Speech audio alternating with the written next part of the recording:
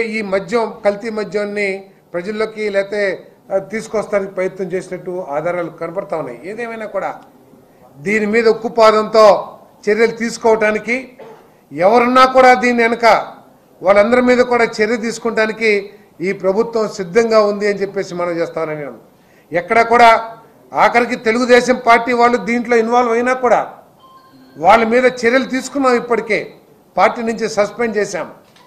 మీలాగా తప్పులు చేసినా బూతులు మాట్లాడినా వెనకాల నుంచి భేష్ అని చెప్పేసి ప్రోత్సాహాన్ని మేము ఈ పార్టీ నాయకత్వం కానీ పార్టీ కానీ అందించలేదని చెప్పేసి మనం చేస్తున్నాను.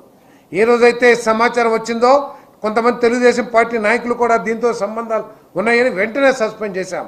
సస్పెండ్ చేయటమే కాకుండా ఉన్నత అధికారులతో ఒక సిట్ ఏర్పాటు చేసి దీని వెనకాల ఎవరెవరున్నారో మరి బయటికి తీయటానికి ప్రయత్నం చేస్తామని చెప్పేసి కూడా తప్పకుండా వెలికి తీస్తాం.